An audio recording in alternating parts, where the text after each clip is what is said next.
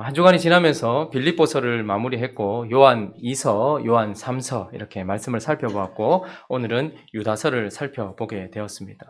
혹시 성경을 쭉 읽으시다가 유다서까지 이렇게 성경 통독을 하시다가 여기까지 오신 경우가 거의 힘들죠, 그죠? 바로 요한계시록 앞에 있기 때문에, 그리고 한 장이기 때문에 많이 힘든데, 그러나 우리에게 아주 귀한 교훈들을 주고 있는 말씀입니다.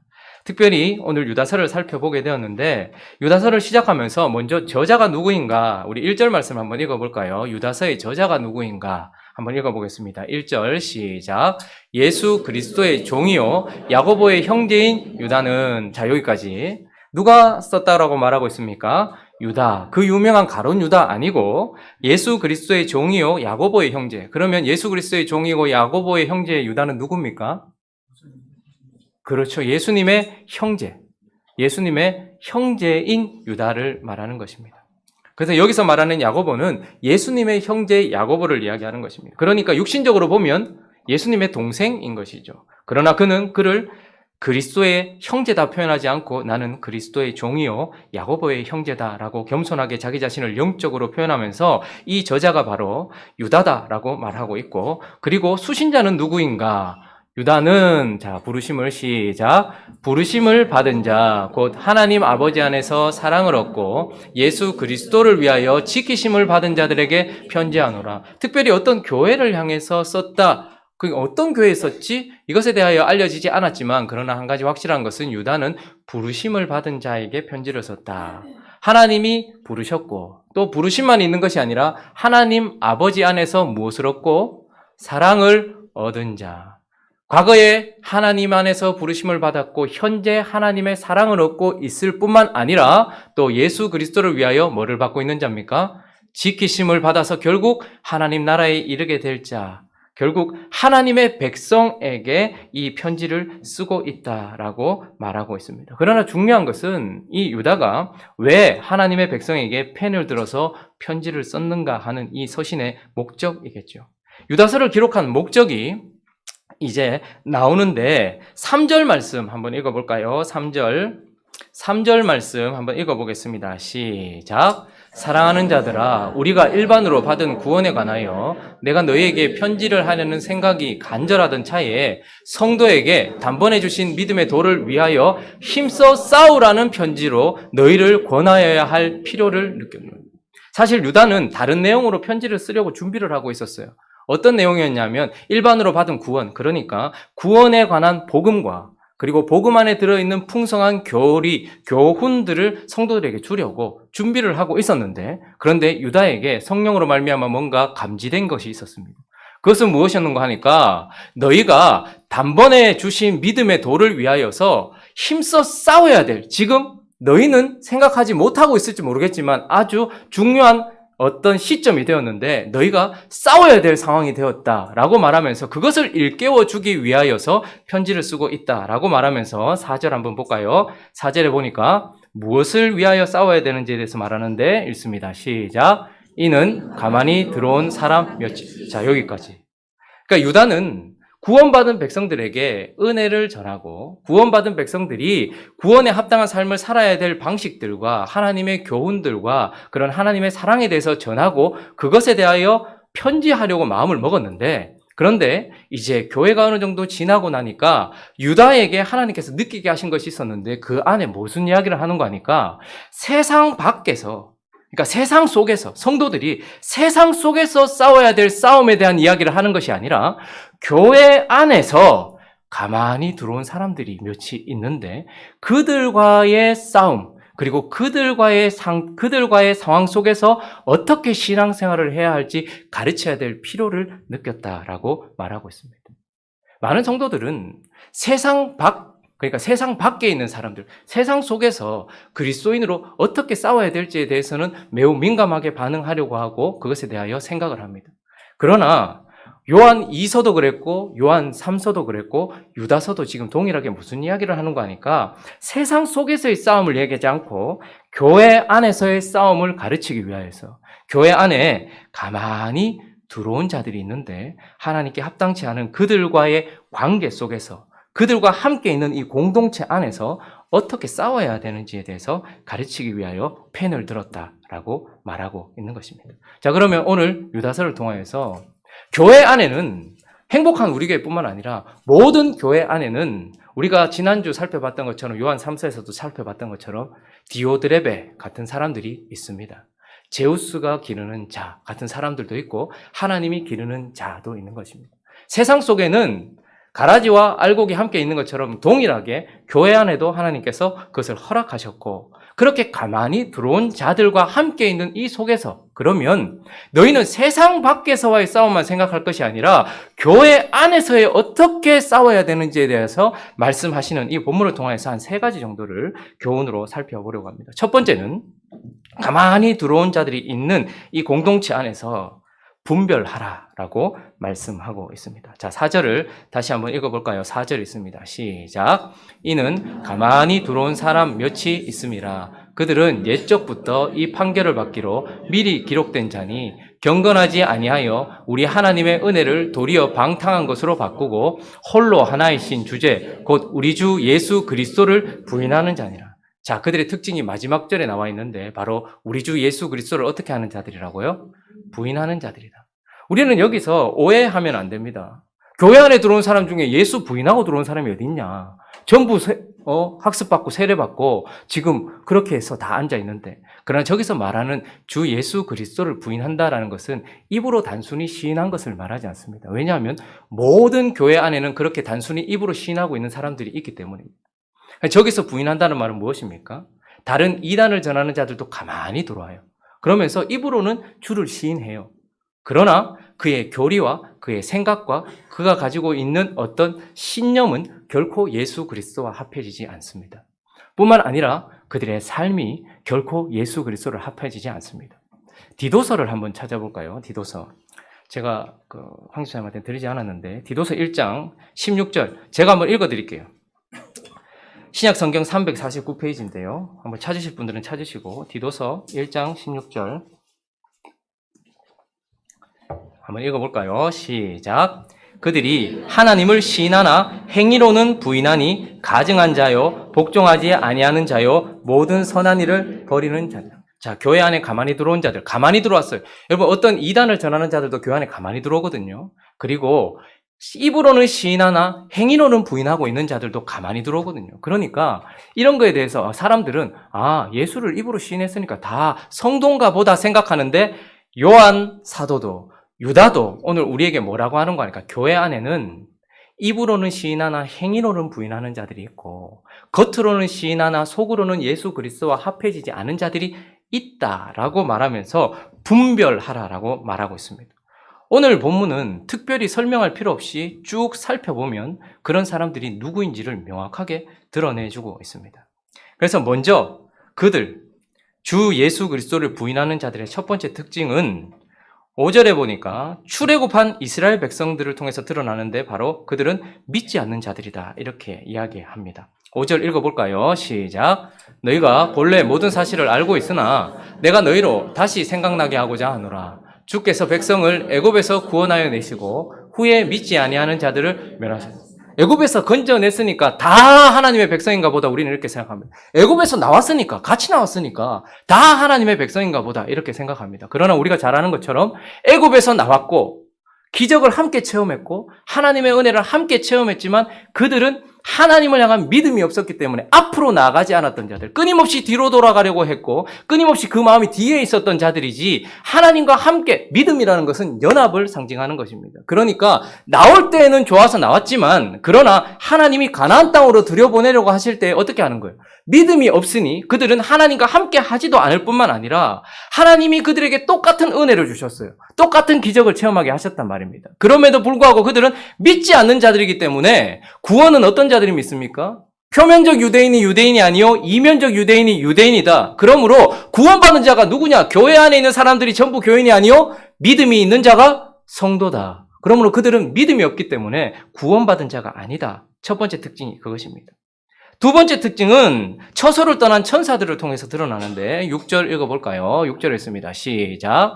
또 자기 지위를 지키지 아니하고 자기 처소를 떠난 천사들을 큰 날의 심판까지 영원한 결박으로 흑암에 가두시다. 그들의 두 번째 특징은 뭐냐면 믿음이 없을 뿐만 아니라 자기 지위를 지키지 않는다라는 것입니다.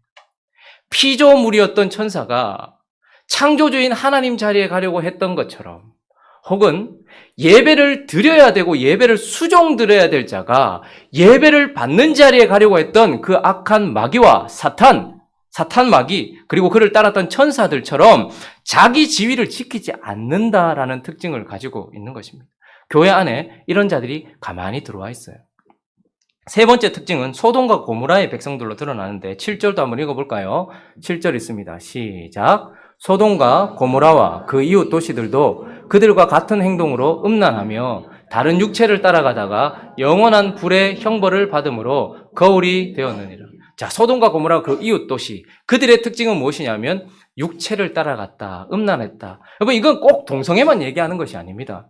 육체를 따라간다, 다른 육체를 따라간다, 이 말은 뭐냐면 그들 안에 있는 하나님의 말씀과 그들 속에 있는 성령을 쫓아 행하는 사람들은 하나님의 사람이에요.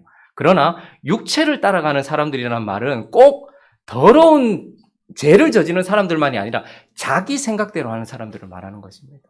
자기 육신 안에 드는 생각, 자기의 생각. 그래서 8절은 뭐라고 얘기합니까? 8절도 읽어볼까요? 시작. 그러한데 꿈꾸는 이 사람들도 그와 같이 육체를 더럽히며 권위를 업신여기며 영광을, 왜 꿈꾸는 사람들이라고 할까요? 이 사람들은 계시가 없어요.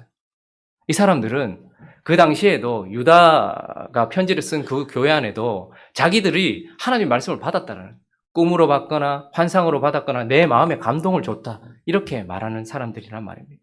그러니까 소돔과 고모라가 아주 극악무도한 행동들, 뭐 예를 들어 동성애를 저지른다든지 그런 것 또한 자신의 육체에 드는 마음 때문에 그렇게 한 거예요. 이렇게 해도 상관이 없다라는 것이죠.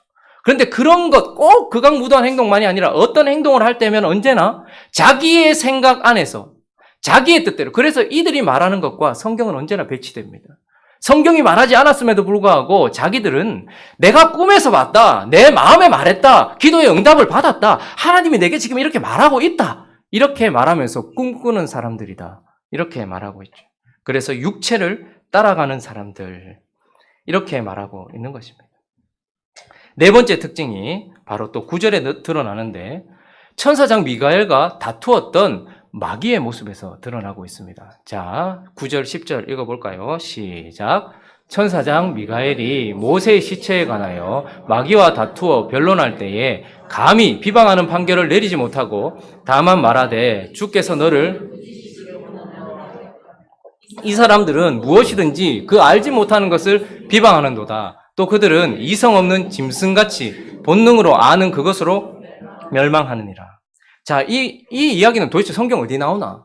근데 보통 유다가 오늘 이런 이야기를 할 때에 보면 뭐 에녹의 어떤 이런 이야기들, 이런 것들을 보면 구약과 신약의 중간기가 있지 않습니까? 구약과 신약 400년의 중간기가 있고 그 중간기 안에 유대인들에게는 어떤 문헌들이 많이 있었습니다. 그 중간기 문헌 가운데는 모세 승천기라는 어떤 유대인들의 문헌도 있고 모세의 증언이라는 어떤 그런 뭐 문헌들도 있어요. 그런데 거기 보면 이 이야기가 나와요.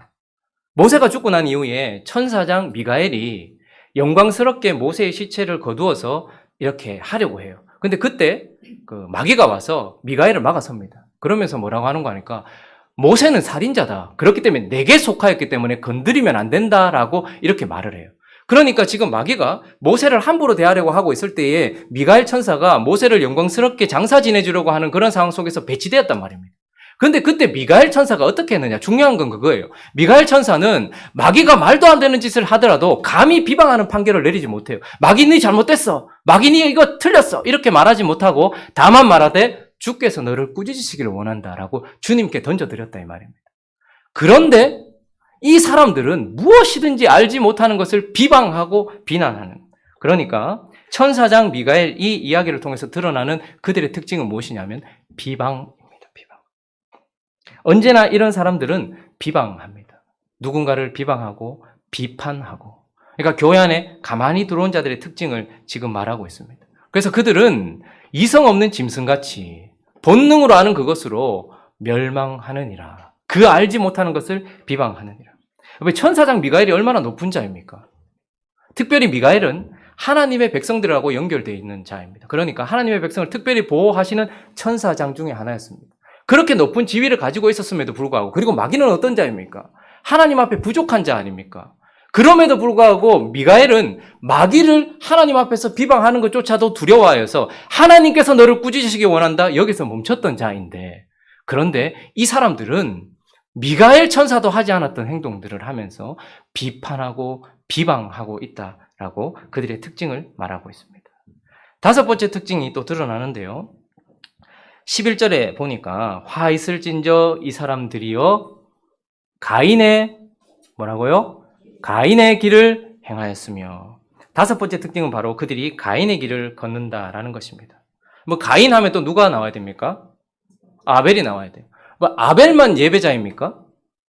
아벨도 예배자고 가인도 예배자예요. 그러니까 모든 인류는 예배하는 자예요. 근데 가인의 길은 무엇입니까? 자기가 하고 싶은 대로 예배드리는 거예요. 자기 뜻대로 예배드리는 거예요. 믿음으로 예배하지 않는 거예요. 우리가 보통 믿음으로 예배했다, 가인은 믿음으로 예배하지 않았고 아벨은 믿음으로 예배했다 할 때, 아벨은 정성스럽게 예배했고 가인은 정성이 부족했구나 이렇게 생각하는데, 믿음이라는 것은 내용이 있는 것, 그 내용대로 드리는 것을 예배라고 하는 것이죠. 그러니까 아벨은, 그리고 아벨 이후에 셋의 계열은 내 뜻대로, 하나님이 원하시는 내 뜻대로가 아니라 하나님이 원하시는 방식대로 예배하는 자예요. 그런데 가인은 예배를 하지 않는 것이 아니라 자기 방식대로 예배하는 자예요. 자기가 생각하는 대로 자기의 뜻대로 예배하는 자를 가인이라고 말하는 것이죠. 그러니 예배를 드리지 않는 자가 아니라 자기 뜻대로 예배하는 자, 바른 예배를 드리지 않는 자일 뿐만 아니라, 가인이 누구를 죽입니까? 바른 예배자 아벨을 죽입니다. 그러니 그는 살인자가 되었던 것이죠. 자기가 바른 예배를 드리지 않을 뿐만 아니라 바른 예배를 드리는 자들을 공격하고 살인하는 자리에 있는 자, 그게 바로 가인의 길인 것입니다. 여섯 번째 특징이 또 드러나는데요. 오늘 7가지로 정확하게 이들이 누군지를 그냥 딱 보면 알 수 있도록 하나님께서 말씀을 하고 계세요. 여섯 번째 특징은 또 보니까 가인의 길을 행하였으며, 그리고 있습니다. 시작. 싹 끝을 위하여 발람의 어그러진 길로 몰려갔으며, 여기까지. 발람의 어그러진 길로 말하면서 그들의 또한 특징이 무엇이냐 하면 싹을 위하여 라고 말합니다. 발람이 어떤 자였습니까? 바락이라는 이 자가 이를 돈 주고 고용해서 이스라엘 백성들을 저주하게 했어요. 그런데 하나님이 그를 막아섰습니다. 그래서 3번이나 저주할 뻔했는데 오히려 3번이나 축복을 했던 발람이었습니다. 그러나 그가 많은 싹을 얻기 위하여서 또다시 비반하고 또한 저주를 내렸던 발람의 길. 그래서 발람이라는 것은 무슨 일을 할 때에 이익을 위해서 뭔가를 하는 거예요. 그게 물질적인 이익일 수도 있습니다. 이 사람들이 뭘 할 때에는 물질적인 이익을 얻기 위해서 그런 행동을 할 수도 있고, 혹은 사람들에게 인정받고 평판을 높이기 위하여 자기가 그 자리에 가고 싶어하는 그런 어떤 권위적인 측면에서의 이익을 얻고자 하는 경우도 있는 것입니다. 그러나 어쨌든 이들은 발람처럼 무엇을 하든지 자신의 이익을 위하여서, 무엇인가 그게 물질이 되었든 권위가 되었든 영광이 되었든 평판이 되었든 자기를 위하여서 어그러진 길로 가는 자다라고 말하고 있습니다. 자, 마지막 7번째 그들의 특징을 또 읽어볼까요? 어그러진 길로 몰려갔으며, 시작. 고라의 패역을 따라 멸망을 받았더라. 고라의 모습을 통해서 우리는 무엇을 봅니까? 하나님의 질서를 거역하는 자. 이들은 하나님께서 세우신 질서를 완전히 거역하는 것입니다. 고라가 어떤 사람입니까? 당을 모아가지고 하나님께서 세우신 모세와 그리고 하나님께서 세우신 아론, 그들을 치고 올라오면서 너희들만 하나님이 말씀하시냐? 내가 그 자리에 가겠다라고 말해요. 그때 모세가 뭐라고 얘기합니까? 너희가 너무 지나쳤도다.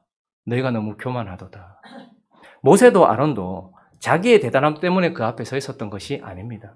하나님이 그 앞에 세우신 것이죠. 그래서 하나님은 언제나 질서를 두고 계시고 그 질서를 따라서 하나님의 백성들을 운영하고 계시고 운행하고 계시죠. 하나님이 그 일을 하시는데 하나님은 모세를 세우셨고 특별히 제사를 지낼 때에는 그의 형 아론을 세우셨습니다. 그러나 고라들은 뭐라고? 고라의 자손들이 아니죠. 고라와 함께 했던 자들. 고라와 함께 했던 자들은 너희들만이 아니라 우리도 제사할 수 있다. 우리도 대제사장이 될 수 있다라고 말하면서 질서를 무너뜨렸습니다. 그래서 하나님께서 세우신 사람들을 끌어내리려고 하고 하나님께서 세우신 사람들을 비방했을 뿐만 아니라 그 자리에 올라가려고 했던 고라, 그의 폐역을 말하고 있는 것입니다. 하나님께서 유다를 통하여서 교회 안에 가만히 들어온 자들, 이런 자들이 있다. 잘 봐라. 7가지를 정확하게 말하면서 첫 번째는 뭐죠? 믿음이 없는, 믿지 않는 자들. 나오기는 했지만 하나님과 붙어있지 않은 믿음이 없는 자들. 두 번째는 처소로 떠난 천사들을 통해서 뭐죠?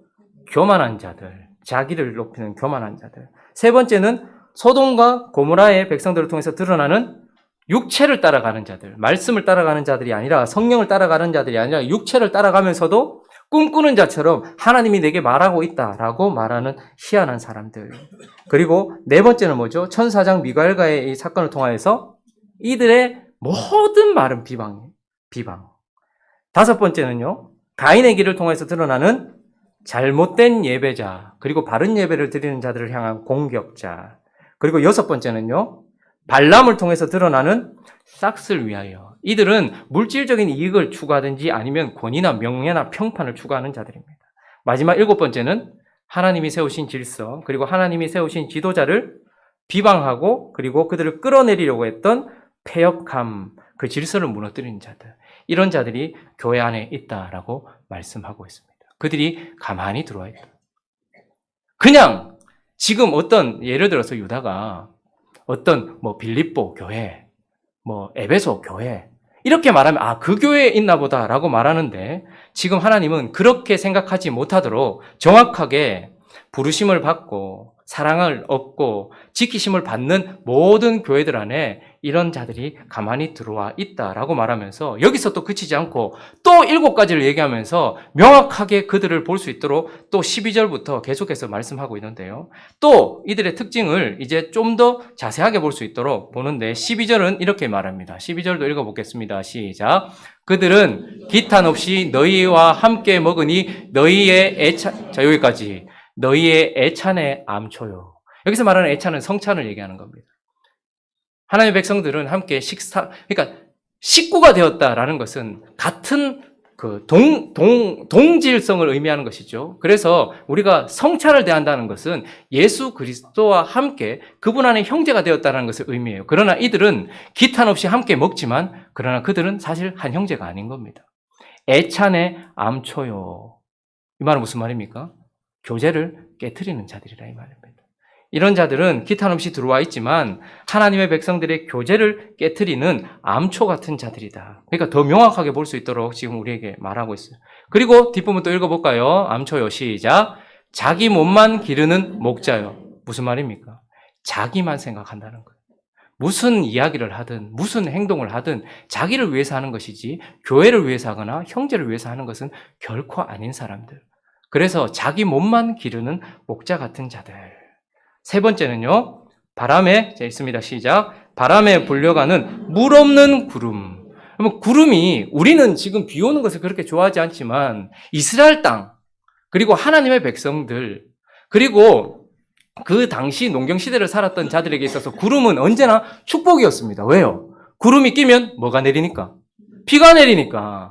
땅이 가장 중요하게 생각하는 것은 무엇입니까? 내리쬐는 햇살도 중요하지만 그러나 더 중요한 것은 적절하게 내려주는 비입니다. 근데 이들은 구름이긴 해요. 먹구름이긴 한데 물이 없는 구름이다.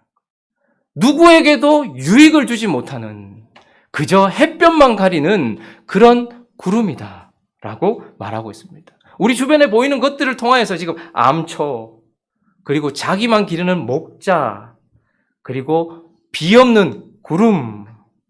또 읽어볼까요? 구름이요. 시작. 죽고 또 죽어 뿌리까지 뽑힌 열매 없는 가을나무. 그러니까 옆에서 볼 수 있는 그런 것들.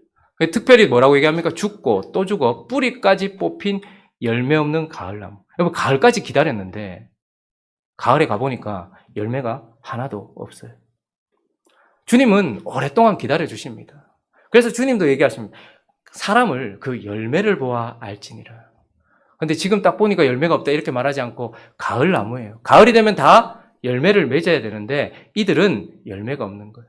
사랑도 없고 희락도 없고 화평도 없고 오래 참음도 없고 양선도 충성도 온유와 절제 아무것도 없는 자들입니다. 그 대신에 그들은 또한 무엇인가? 13절 읽습니다. 13절 시작. 자기 수치의 거품을 뿜는 바다의 거친 물결이 열매는 없어요. 하나님이 주신 열매는 하나도 없어요. 그러나 끊임없이 들어치는 파도처럼 계속해서 치는데 자기의 수치의 거품을 뿜어내는 그냥 파도, 그냥 거품이는 파도. 가만히 있지를 못해요. 얼마나 분주한지 몰라요. 그러나 그렇게 분주한 움직임 속에서도 하나님이 주신 열매는 하나도 없고 자기의 수치의 그게 수치인지도 모르고 거품을 뿜는 바다에 거친 물결. 그러니까 우리가 주변에서 볼 수 있는 것들을 통해서 명확하게 더 보여주고 계시는 것입니다. 그리고 여섯 번째 뭐라고 얘기하는 거니까 자 읽습니다. 영원히 시작. 영원히 예비된 캄캄한 흑암으로 돌아갈 유리하는 별. 별들인 건 맞아요. 그러나 유리하는 별들이고 흑암으로 돌아갈 별들입니다. 이전에는 별이 길을 인도하는 역할을 감당했습니다. 캄캄한 어두운 밤에 떠 있는 별은 아름답게 빛남으로 우리의 마음을 안정시켜 주기도 하지만 그 별을 보면서 방향이 이곳이구나. 이곳이 북쪽이구나. 이쪽이 이쪽이구나. 라고 별은 우리를 인도해 주는 역할을 감당하기도 했습니다. 예수님이 태어나신 곳을 찾기 위하여 왔던 동방박사들도 뭘 따라왔습니까? 별을 따라왔었죠. 그리고 이제 말씀을 듣고 돌아가게 됩니다. 그런데 이들은 어떤 자들인가 하면 마치 자기가 무엇인가를 인도할 것처럼 말하지만 그냥 흑암으로 돌아갈 유리할 별들이기 때문에 그 누구도 제대로 인도하지 못해요. 그저 흑암으로 인도할 뿐입니다. 그래서 이들의 인도함을 받으면 반드시 하나님과 끊어지게 돼 있고 어둠으로 갈 수밖에 없는 자. 그리고 마지막 일곱 번째, 아담의 7세손 에녹이 이 사람들에 대하여 예언했는데 그래서 이들은 어떤 자들인가? 15절, 16절을 한번 읽어보겠습니다. 15절, 16절 시작.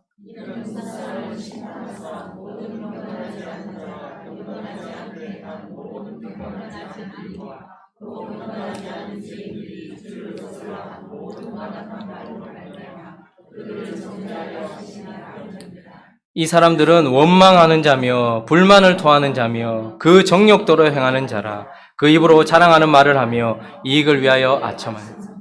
무사람을 심판하시는데 모든 경건하지 않은 자, 그 경건하지 않은 자의 어떤 특징을 두 가지로 얘기합니다. 경건하지 않은 자가 경건하지 않게 행한 모든 경건하지 않은 일. 일단 이 사람들의 일, 행동은 경건하지 않아요. 또 하나 경건하지 않은 죄인들이 주를 거슬러 한 모든 완악한 말. 그러니까 이들의 말과 행동을 보면 예수를 닮지 않았단 말입니다. 경건하지 않다는 말입니다. 그래서 이들은 늘 원망하고 불만을 토하며 정욕대로 행해요. 정욕대로 행하는 것은 뭐 간음하고 살인하고 이게 아닙니다. 자기 하고 싶은 대로 한다는 거예요. 그런 자들. 그래서 이들은 심판받을 자들이다라고 우리에게 말하고 있는 것입니다. 그래서 유다는 이제 교회 안에 가만히 들어온 이런 자들이 있고 이런 자들과 이런 자들이 있는 이 신앙 공동체 안에서 힘써 싸워야 될 필요를 느꼈기 때문에 이 편지를 쓰고 있고 먼저 분별해라 이렇게 말하고 있는 것입니다. 자, 그러면 두 번째 교훈은 무엇일까요? 두 번째는 자신을 지키라라고 말하고 있습니다. 자, 17절부터 19절까지 또 읽어볼까요? 시작. 사랑하는 자들아, 그들이 너희에게 말하기를 마지막 때에 자기의 경건하지 않은 정욕대로 행하며 조롱하는 자들이 있으리라 하였나니 이 사람들은 분열을 일으키는 자며 육에 속한 자며 성령이 없는 자. 유다가 뭐라고 말하고 있습니까? 사랑하는 자들아, 너희는 우리 주 예수 그리스도의 사도들이 미리 한 말을 기억해라. 사도들이 뭐라고 얘기했습니까? 교회 안에 이런 자들이 가만히 들어와 있고 들어올 것이다 라고 말했습니다.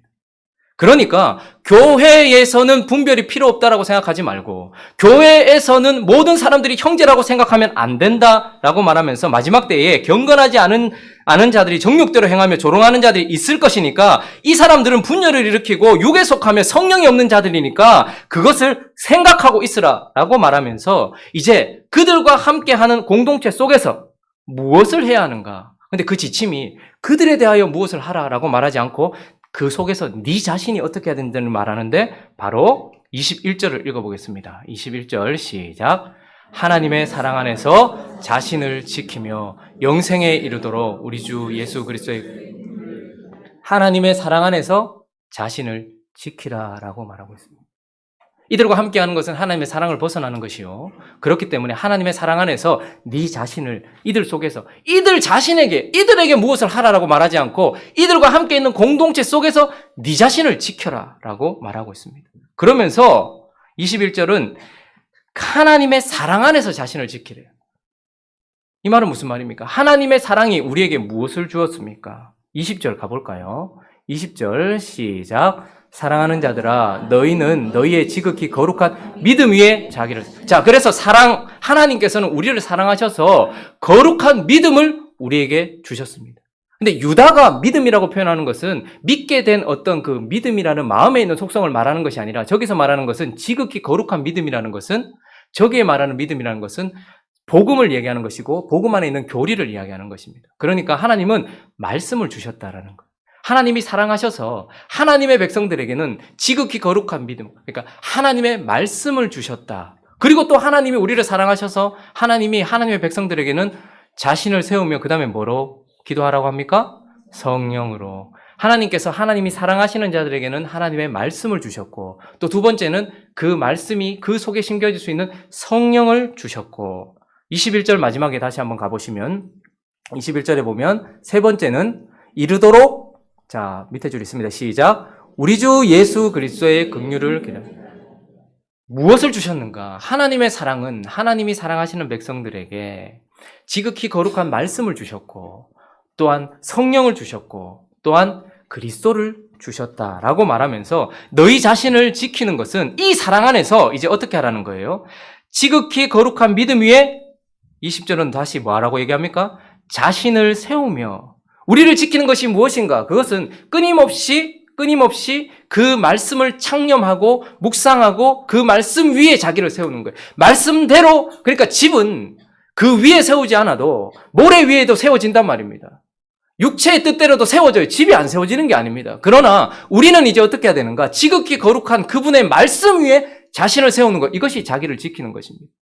그러므로 교회 안에서 어떤 말이 들려지냐? 그래서 교회 안에 가만히 들어오는 어떤 이단들은 뭐 이렇게도 가르치고 저렇게도 가르치고, 또 교회 안에 가만히 들어오는 어떤 자들은 교회를 훼손하기 위하여서 이렇게도 말하고 저렇게도 말하겠죠. 그러나 이것이 하나님의 말씀인가 아닌가를 분별하여 그 위에 자기 자신을 순종으로 세우라라고 말하고 있는 것입니다. 이것이 우리 자신을 지키는 첫 번째이고, 두 번째는 기도다 이렇게 말합니다. 근데 어떻게 기도하라고요? 기도도 여러 종류의 기도가 있습니다. 자기 뜻대로 하는 기도, 자기 문제 해결 소원 성취를 위한, 자기를 위한 기도도 있고, 성령 안에서 하나님의 뜻대로 하는 기도도 있어요. 그러니까 기도를 많이 하는 게 중요한 것이 아니라 바르게 기도하는 것이 중요하고, 기도를 많이 하는 것이 중요한 것이 아니라 성령 안에서 기도하는 것이 중요해요. 그래서 나 자신을 지키기 위해서 하나님이 주신 거룩한 말씀 위에 자신을 세울 뿐만 아니라, 그리고 하나님이 주신 성령 안에서 어떻게 해야 되는 거예요? 자신을 지키기 위해서는 기도해야 되는 거예요. 기도 없이 자기를 지킬 수 없습니다. 우리는 세상에서만 우리 자신을 지킬 자들이 아니라 교회 공동체 안에서도 그렇게 가만히 들어온 자들로부터 우리 자신을 지키기 위해서 기도해야 되는 거예요. 그러니까 기도하지 않는다라는 것은 내가 기도를 못한다는 것이 아니라 어떻게 보면 교만한 거예요. 나는 기도 없이도 살 수 있다라고 생각하는 것이죠. 나를 지키는 것 중에 하나는 성령 안에서 기도하는 것입니다. 또 하나 21절 마지막에 또 무엇입니까? 우리에게 주신 예수 그리스도의 뭐를 기다리라는 거예요? 긍휼을 기다리라. 이것은 다시 오실 예수 그리스도를 말하기도 하고, 지금 이 순간 하나님 앞에 기도하는 우리를 붙들어 주실 그분의 긍휼을 기다리는, 계속해서 주님만 바라보고 있는 거예요. 여러분, 하루하루 살아가면서 사는 게 녹록하지 않지 않습니까? 저는 목사니까 교회를 놓고 생각해 보면, 여러분들은 뭐 사업체도 있을 것이고 회사도 있을 것이고 기업도 하시는 분도 있을 것이고 하신데, 가정도 쉽게 되는 일이 뭐가 있습니까? 뭐 하나 내 마음대로 되는 게 있습니까? 뭐 하나 걱정거리 없는 것이 있습니까? 내 배 아파서 난 내 자식도 내 마음대로 안 되는데, 가정부터 시작해서 나라까지 뭐 하나 제대로 되는 게 있냐 이 말입니다. 내 마음대로 되는 게 있냐는 말입니다. 오직 그분의 긍휼이 아니고서는, 그분만 바라보지 않고서는 사실은 하나님이 어떻게 보면 소망을 다 끊어버리시는 것 같아요. 그런데 그것은 우리로 하나님 앞에 서기 위한 은혜인 것입니다. 이 정당에도 저 정당에도, 저 사람에게도 이 사람에게도, 이 일에도 저 일에도 소망이 없다. 세상은 이렇게 되면 염세주의로 빠지거나 혹은 허무주의로 빠져버립니다. 이거나 저거나 똑같네. 그러나 그리스도인들은 어떻게 되는 것입니까? 그런 허무주의와 염세주의 속에서 어떻게 되는 거예요, 이제? 여기도 소망 없고 저기도 소망 없어 어떻게 되는 겁니까? 주 예수를 기다리는 겁니다. 교회 안에 이런 자들이 있음으로 말미암아서 하나님은 주님을 더 소망하게 만들며 완전한 하나님의 통치가 이루어질 하나님의 나라를 소망하게 만들기 위하여서 네 자신을, 긍휼을 주실 그분을 기다리는 것, 그게 네를 지키는 거다. 라고 말하고 있는 것입니다. 이제 두 번째 교훈을 우리에게 주시고 난 이후에 주님은 또 한 가지 교훈을 더 주십니다. 분별해라. 그리고 네 자신을 지켜라. 세 번째는 또 하나 있습니다. 세 번째가 공동체를 지켜라 라고 말하고 있습니다. 우리가 요한 2서 3서를 보면서 디오드레베 같은 사람들을 딱 보고 분별해라. 그리고 네 자신을 지켜라. 유다서도 가만히 들어온 자들이 있다. 네 자신을 지켜. 여기서 끝낼 수 있는데도 불구하고 유다서는 한 단계 더 나간 교훈을 우리에게 주고 있는데 지금 유다는 이렇게 말하고 있습니다. 자, 22절, 23절을 읽어보겠습니다. 시작.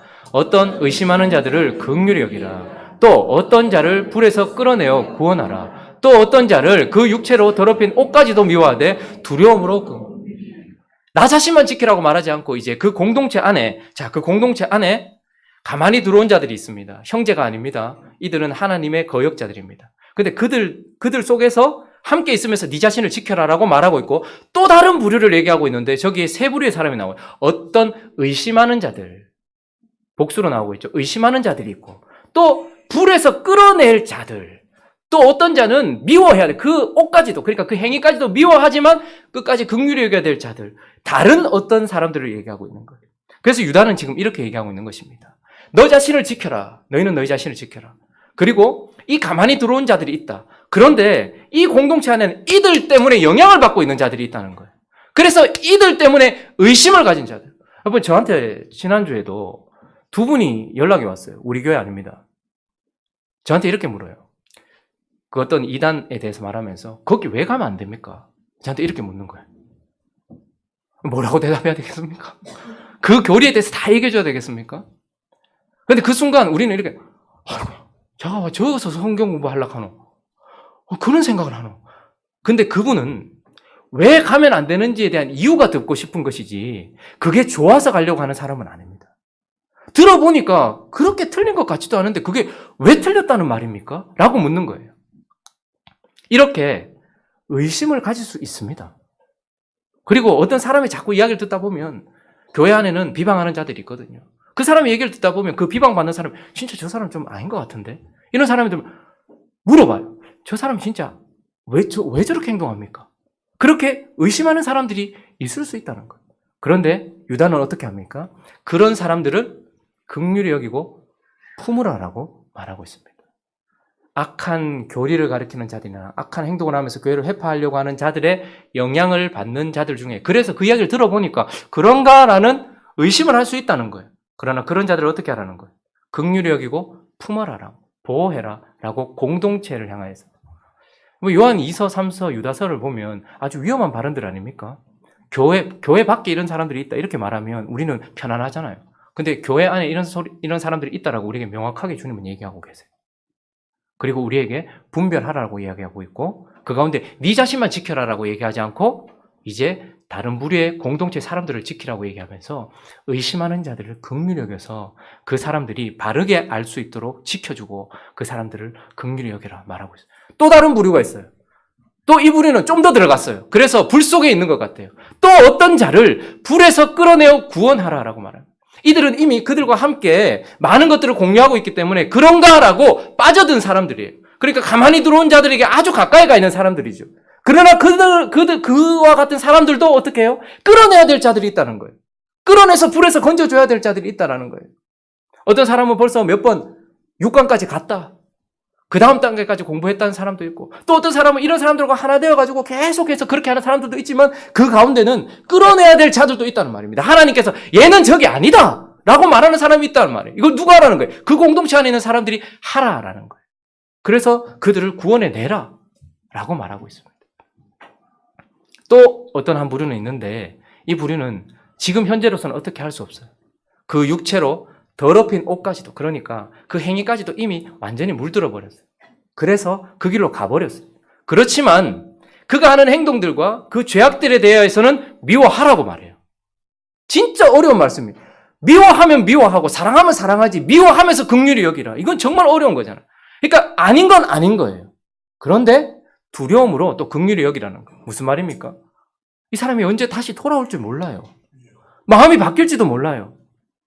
또다시 진리를 찾을지도 몰라요. 그래서 이단에 빠졌다가도 혹은 악한 자들과 하나가 되었다가도 다시 빠져나올 수 있는 자들이 있단 말이에요. 그러면 들어올 수 있도록 해줘야 되는 것 아닙니까? 그래서 그들을 긍휼히 여겨라. 그리고 그들을 미워하는 것 때문에 네 마음이 더러워지지 않도록 그것 또한 두려워해야 되는 거예요. 이런 자들을 미워하다가 나 자신이 더 악마를 제거하려고 하다가 그런 영화들 있잖아요. 악한 자를 제거하려고 하다가 그보다 더 악한 자가 된 자기 자신을 보게 되는 거예요. 그래서 두려움으로 네 마음속에는 긍휼이 남아있도록 해라 라고 말하고 있는 것입니다. 교회 안에 가만히 들어온 자들이 있습니다. 그들은 7가지 특징을 통하여서 명확하게 보면 보입니다. 그리고 또 7가지의 그런 암초로부터 시작하여서 심판받을 유리하는 별들까지 보면 이들의 모습은 명확하게 보입니다. 이제 주님의 말씀대로 그들을 분별하고 그리고 그들 속에서 사랑을 주신 하나님 안에서 말씀 위에 자기 자신을 세우고 성령으로 기도하면서 기도 없으면 우리 자신을 못 지킵니다. 말씀이 우리 자신을 세우지 않으면 다른 걸 쌓아요. 그리고 예수를 기다리는 것. 그렇게 하면서 나 자신을 지킬 뿐만 아니라 공동체를 지키라고 말합니다. 나 자신만 물들지 않으면 되는 게 아닙니다. 공동체에 믿음이 연약한 자들, 의심하는 자들, 그래서 흔들리는 자들을 잡아주고 그리고 불 속에 있는 것 같은 사람들을 구원해내고 그것들을 하라라고 말씀하고 있습니다. 자, 말씀을 정리하겠습니다. 자, 그러면 질문이 생겨요. 왜 가만히 들어오도록 내버려 뒀나 이거죠. 아니 교회인데 하나님의 공동체인데 왜 가만히 들어오도록 내버려 뒀나? 왜 그런 상황을 허락하셨는가? 그렇게 하지 않으면 되잖아요. 왜 그렇게 했는가? 우리는 그렇게 하신 하나님의 뜻을 다 알지 못합니다. 그리고 오랫동안 신앙생활을 해왔던 저와 여러분들 또한 모든 답을 가지고 있지는 않습니다. 그러나 오늘 이 본문을 통하여 몇 가지 확신은 있습니다. 첫 번째, 이런 상황이 있다 할지라도 첫 번째, 이런 상황 속에서도 교회는 결코 악한 영향에 휘둘리지 않는다라는 것을 보게 되는 거예요. 2절에 다시 한번 볼까요? 1절. 다시 1절에 한번 가보시면 예수 그리스도의 종이요 야고보의 형제인 유다는 부르심을 받은 자 곧 하나님 아버지 안에서 사랑을 얻고 예수 그리스도를 위하여 지키심을 받은 자들에게 편지하노라 이렇게 말합니다. 그러니까 처음부터 유다가 말하는 교회는 겉으로 보면 그들과 함께 있는 공동체지만 유다가 보는 믿음의 관점에서 하늘의 관점에서 그리고 영적인 관점에서 봤을 때는 이들은 겉으로는 같이 있지만 처음부터 같이 있는 자들이 아닌 거예요. 그러니까 아무리 이들이 난리를 치고 교회를 훼손하려고 하고 아무리 이단적인 교리를 준다 할지라도 처음부터 이들은 교회 안에 있는 자들이 아니기 때문에 이들의 어떠한 영향력도 진짜 교회는 받지 않는다라는 거예요. 그래서 우리가 교회를 걱정할 필요가 없습니다. 왜요? 교회는 그리스도의 몸이기 때문입니다. 그분이 지키시는 거예요. 근데 우리 눈에 볼 때는 우리 눈에 보이는 공동체가 다니까. 그러나 처음부터 하나님의 관점에서 봤을 때는 이 공동체 안에 진짜 성도와 아닌 성도는 이미 구별되어 있는 거예요. 그렇기 때문에 이들이 아무리 난리를 쳐도 하나님 안에 있는 이 공동체는 어떠한 영향도 받지 않는다라는 확신, 이것이 유다에게 있었던 것입니다. 두 번째 확신은 무엇인가 하면 24절인데요. 24절, 25절 한번 읽어볼까요? 24절, 25절 있습니다. 시작. 능히 너희를 보호하사 거침이 없게 하시고 너희로 그 영광 앞에 흠이 없이 기쁨으로 서게 하실 이 곧 우리 구주 홀로 하나이신 하나님께 우리 주 예수 그리스도로 말미암아 영광과 위엄과 권력과 권세가 영원 전부터 이제와 영원토록 있을지어다. 능히 너희를 보호하사 거침이 없게 하시고 너희로 그 영광 앞에 흠이 없이 기쁨으로 서게 하실 이. 그러니까 어차피 이들은 아무리 난리를 쳐도 교회에 영향을 미칠 수도 없을 뿐만 아니라 이 교회의 머리가 누구라는 거예요. 능히 너희를 보호하시고 거침이 없게 하시며 흠이 없게 서게 하실 능력의 하나님, 그분이 붙들고 있기 때문이다 라는 확신을 유다는 명확하게 가지고 있는 것입니다. 우리가 우리 교회뿐만 아니라 이 땅에 지금 우리 세대 가운데 교회를 보잖아요. 우리는 저 교회 없잖아, 우리 교회 없잖아 이렇게 생각할지 모르겠지만 유다가 지금 이렇게 급박한 마음으로 편지를 들었었지만 그러나 유다는 걱정하는 마음으로 편지를 쓴 게 아니에요. 와, 큰일 났다 이거. 이 교회 이거 큰일 났다. 이런 마음으로 쓴 게 아니라 어떤 확신? 가만히 들어온 자들이 아무리 난리를 쳐도 하나님의 백성들에게는 어떤 악한 영향력도 미칠 수 없다라는 확신과 그리고 이들을 보호하고 계시는 하나님의 능히 하실 그분의 능력에 대한 확신, 이것이 확실히 있었단 말입니다. 그리고 한 가지는 무엇입니까? 우리가 우리 자신을 지키고 공동체를 지키면 이것으로 말미암아서 우리에게 유익이 있다라는 거예요. 유익이 있다. 어떤 유익입니까? 이단들이 끊임없이 초대교회가 시작된 이후부터 끊임없이 이단들이 침투했기 때문에 교리가 명확하게 섰다는 것을 아셔야 됩니다. 만약에 그런 것이 없었다면 우리는 하나님의 말씀이 어떠한가에 대한 정확한 분별도 없이 그냥 갔을 거예요. 그러나 이단들이 끊임없이 교회 안에서, 교회 밖에서가 아니라 교회 안에서 잘못된 교리를 퍼뜨리고 또 잘못된 삶을 살고 있는 행위론을 부인하고 있는 자들, 그들 때문에 하나님의 말씀이 무엇이며 말씀 위에 자기를 세운다는 것이 무엇인지를 더 명확하게 했던 것, 이것이 교회 안에는 오히려 더 은혜였던 것입니다. 뿐만 아니라 교회 안에서조차도 우리가 우리 자신을 지키면 안 된다는 그것 때문에 성도들은 어떻게 되었을까요? 성령 안에서 기도하기 시작했습니다. 그래서 더 기도가 깊어지는 것이죠. 또 한 가지는 아까 말씀드렸던 것처럼 여러분, 소망이 어디 있습니까? 만약에 제가 행복한 우리 교회에 소망을 두기 시작한다면 주님 오셨으면 하는 마음이 있겠습니까?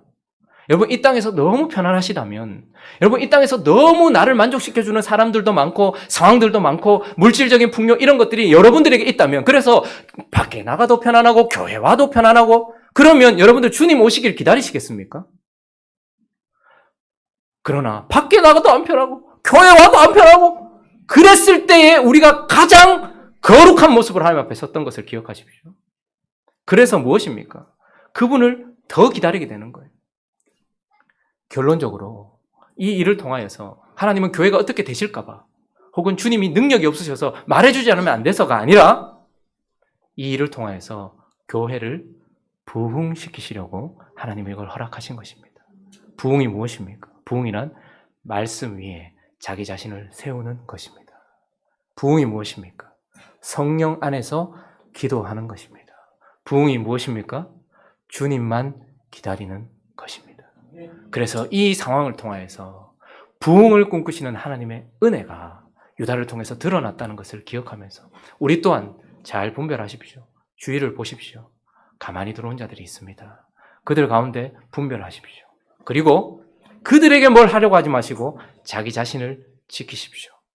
그리고 그들에게 영향받고 있는 자들, 그들에게 공동체로서 건져내시는, 그래서 우리 교회가 이런 상황 속에서 부흥하는 은혜가 있기를 예수 그리스도의 이름으로 축원합니다. 같이 한번 찬양하고 기도할까요? 가사를 생각하시면서 찬양하겠습니다.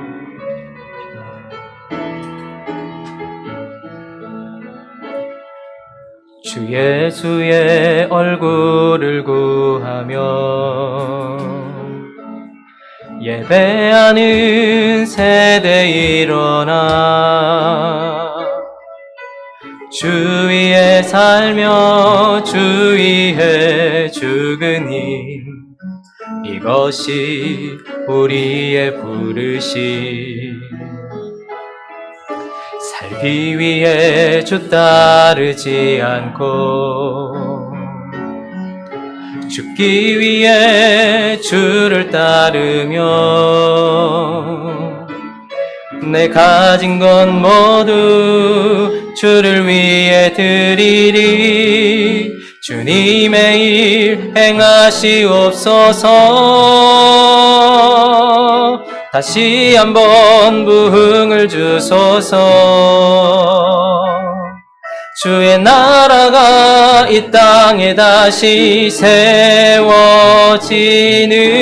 그 영광을 우리 보게 하소서.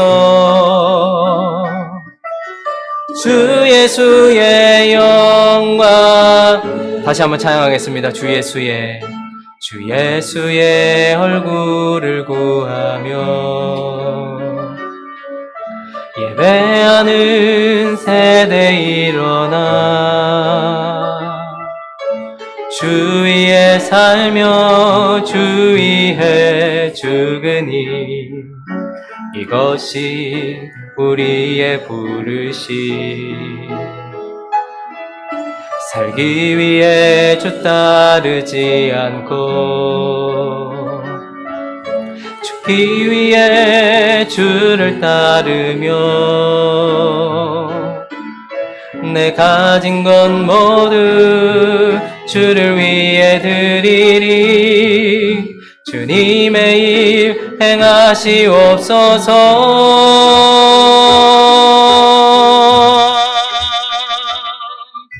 다시 한번 부흥을 주소서.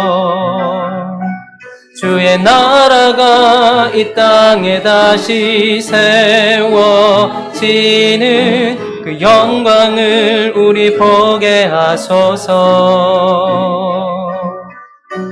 주 예수의 영광을 다시 한번 부흥을 주소서. 다시 한번 부흥을 주소서. 주의 나라가 이 땅에 다시 세워지는 그 영광을 우리 보게 하소서. 주 예수의 영 다시 한번 부흥을 주소서. 다시 한번 부흥을 주소서. 주의 나라가 이 땅에 다시 세워지는 그 영광을 우리 보게 하소서. 주 예수의 영광을. 우리 시간 기도할 때에 부흥은 가만히 들어온 자들 때문에 일어나기도 합니다. 우리가 세상 속에서 거룩함을 지켜야 되고 교회 안에서 이 싸움을 계속해서 해 나가야 합니다. 하나님 우리에게 분명하게 말씀하십니다. 이는 가만히 들어온 사람 몇이 있습니다. 이들을 분별하라 라고 말합니다. 딱 봐도 보입니다. 저는 오늘 이렇게 한 절 전체를, 한 장 전체를 인용한 적이 없었습니다. 하나도 뺄 것도 없고 하나도 설명할 것도 없이 있는 그대로를 우리에게 말해주고 있습니다. 이 7가지를 보면서 그런 사람들을 분별하는 우리가 되게 하여 주옵소서. 그리고 그 속에서 그렇기 때문에 우리는 더 말씀 위에 창념하며 자기 자신을 세우고 더 기도하고, 그래서 정말 소망이 예수께밖에 없구나. 그래서 오늘도 예수를 기다리며 살아가는 자기 자신을 지키는 우리가 되어줄 수 있게 달라고. 나만 돌아보지 말고 내 주변에 이런 자들에 의하여 악한 영향을 받고 있는 자들을 건져내는 또한 우리가 되어서 행복한 우리 교회가 하나님 앞에 아름답게 서며 부흥을 일으켜달라고. 우리가 간절했던 때도 사실 1년밖에 지나지 않았는데 우리가 가장 간절했던 때가 언제였습니까? 이런 것들과 싸우고 있을 때였습니다. 우리 그렇게 한번 기도하면서 우리 교회가 부흥하는 교회, 부흥은 숫자에 달려있는 것이 아닙니다. 외적인 것에 달려있지 않습니다. 말씀만 바라볼 때에, 기도가 뜨거워질 때에, 예수만 기다릴 때에 그것을 부흥이라고 한다는 것을 기억하면서 은혜 가운데 우리를 세워달라고 우리 자신을 위하여 그리고 우리 교회를 위하여 함께 기도하며 나가도록 합니다. 기도하겠습니다. 거룩하신 하나님, 처음 우리 교회가 시작되었을 때 하나님 사도행전을 통하여서 우리에게 말씀하셨을 뿐만 아니라 디모데후서를 통하여 말씀하셨습니다. 제자들이 예수 그리스도와 함께 걸어가면서 계속해서 배웠던 것처럼 주님 우리에게 계속해서 말씀을 통하여 우리에게 가르쳐 주셨습니다. 요한 1서를 통하여서는 진리를 분별하라 말씀하셨고, 요한 1서를 통하여서는 또한 우리에게 사랑하라고 말씀하셨습니다. 선지서들을 통하여서는 거짓 선지자들을 구별하라고 말씀하셨습니다. 이제 하나님 교회 안에서 구별하라고 말씀하고 있습니다. 이제 하나님 때가 되셨는지 하나님 이제 명확하게 디오드레베라라는 이름도 드러내셨고, 또 하나님 우리가 해야 될 수치까지도 드러내고 계십니다. 하나님 믿음 없는 자들, 하나님의 백성이 아니면서 함께 나왔다 하여서 그들과 함께 광야를 걸었다 하면서 그렇게 있는 자들, 그러나 그들은 믿음이 없는 자들이라 하나님의 백성이 아니었고, 그들은 처소를 떠난, 그들은 그 천사들과 같이 교만한 자들이며 육체를 따라가는 자들이고 꿈꾸는 자들이며 비방하는 자들이며 가인의 길을 가는 자들이며 어그러진 길을 가는 자들이며 물질과 권위와 평판과 인기를 위하여 움직이는 자들이며, 그들은 또한 질서를 무너뜨리는 자들이라고 말합니다. 애찬의 암초요, 자기만 기르는 목자요, 이리저리 다니면서 비는 주지 않는 구름이요, 열매 없는 가을나무요, 끊임없이 악한 것을 반복하는 그런 수치만 드러내는 파도요, 바른 길로 인도하지 아니하는 유리하는 별들이요, 결국은 심판받을 자들이라고 말씀하고 있습니다. 이들을 분별하게 하여 주셔서 그들 속에서 우리 자신을 지키기 위하여서 하나님 말씀 위에 자기 자신을 지킬 수 있도록 인도하여 주시옵시고, 성령으로 더욱더 기도하게 하여 주시옵소서. 교회는 사람들의 힘으로 움직일 수 있는 것이 아니고 사람들의 힘으로 정결해지는 것이 아니라 거룩하게 하시는 성령과 그분께 기도하는 그 기도로 말미암아서 거룩해진다는 것을 기억하면서 우리 성도들이 더 기도에 힘쓰며 우리 성도들이 더 기도하는 교회가 되어질 수 있도록 인도하여 주시옵소서. 그리고 모든 소망을 주께 두게 하여 주시옵소서. 교회가 잘 되고 또 세상이 잘 되고 또 우리 가정이 잘 되고 또 우리가 너무 좋으면 어쩌면 우리는 하나님 아버지, 하나님을 기다리지 않을 것입니다. 그러나 이들은 교회 공동체 안에서조차도 가만히 들어온 자들이 있다는 것을 보면서 이 땅에는 소망이 없다는 것을 기억했겠지요. 그러나 그것이 염세주의로 빠지거나 허무주의로 빠지지 아니하고 오히려 더 하나님만 기다리며 하나님이 오실 그 나라를 바라보면서 더 간절하게 주님만 바라보았던 것처럼 우리 또한 그렇게 간절하게 주님 바라보면서 나아갈 수 있도록 인도하여 주시옵소서. 이 확신 속에서 부흥을 꿈꾸는 우리가 되어질 수 있도록 인도하여 주시옵소서. 사랑하는 하나님 계속해서 말씀 가운데 우리를 인도하고 계시는 줄로 믿습니다. 우리와 함께 하시면서 우리에게 필요한 말씀들을 주고 계시는 줄로 믿습니다. 그 말씀을 따라서 오늘도 우리가 이곳에 서 있습니다. 분별하게 하여 주시옵시고 자신을 지키게 하여 주시옵시고 공동체를 지키는 우리가 되어질 수 있도록 인도하여 주옵소서. 왜 가만히 들어온 자들을 그냥 두시는지, 왜 그런 상황을 허락하시는지 모든 세대, 모든 교회는 질문했습니다. 그러나 우리가 한 가지 확신하는 것은 그 가운데서도 하나님의 백성들에게는 이 악한 자들이 그 어떤 영향도 미칠 수 없을 뿐만 아니라 주님은 자신의 교회를 지키고 있기 때문에 안전하다라고 하는 확신입니다. 그러나 이것이 우리에게 무슨 유익을 주었는가? 그것은 바로 더 진리를 명확하게 했을 뿐만 아니라 진리 위에 자기를 세우려고 했고 더 성령 안에서 기도하게 했을 뿐만 아니라 교회 안에서조차도 이런 일들이 있는 것을 보면서 주님의 나라를 더 강구하게 되고 더 소망하게 되었던 염세주의나 허무주의나 그런 허탄함으로 빠지는 것이 아니라 우울함으로 빠지는 것이 아니라 그래서 더 완전한 주님의 나라를 바라보며 달려갔던 그들처럼 우리도 그래서 부흥할 수 있도록 인도하여 주시옵소서. 주께서 우리 교회를 그렇게 붙들어 주셔서 이 속에서 부흥을 허락하여 주실 줄 믿습니다. 감사합니다. 우리 주 예수 그리스도의 이름으로 기도드립니다.